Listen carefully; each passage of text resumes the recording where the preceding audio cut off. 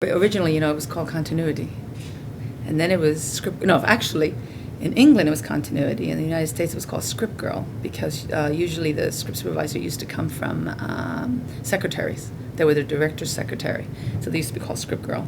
And then, of course, everyone got very angry about that title. So now it's script supervisor. So we have like this incredible formal, respectful, name or whatever.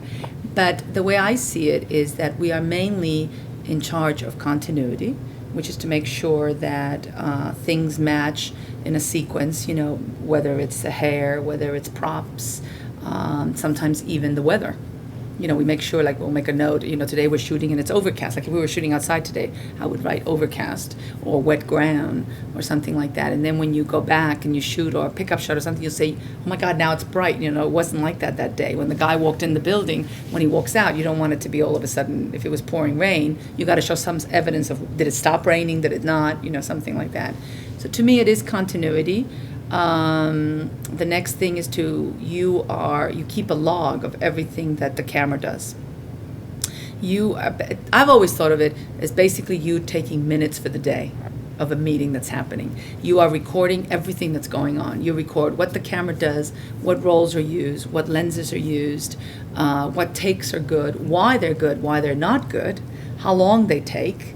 You describe the shot. You write down the lenses, the filters. Sometimes you're even asked to write down the distances for focus. After that, you also keep a log for production of when the first shot was done, when you go to lunch, how long does it take you to get the first shot after lunch, when you wrap, how many setups you do, how much screen time you've shot for the day. You keep track of that so that you can keep the producers and the directors informed in case you're going too long, too short, depending on what you're doing. Timing is extremely important in commercials. In films, it is also important if you're going too long. You don't want to end up with a 4-hour movie that's going to be cut down to 1:50. So everybody keeps looking at that little report that you turn in every day. You also keep tabs of, like, you planned as a production company, you've planned to shoot, let's say, 2 pages a day, and at the end of the day, I only say we shot 1/8. Well, you're in the office and you get that report. You go, oh my God, what's going on down there? At this rate, it's going to take us 8 months to shoot this, as opposed to what we've planned for, which is 3 months. We do that report. We are the link on the set between the director and the editor, because the editor only gets all these pieces of film.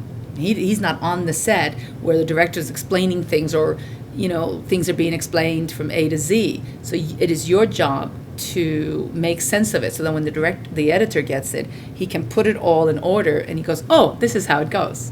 This is how it makes sense. Or you'll give him little notes, so the director will say, when he cuts it, I want him to put this before, or this is part of the dream sequence, or take this out, or any of those little notes. You are the link with the editor.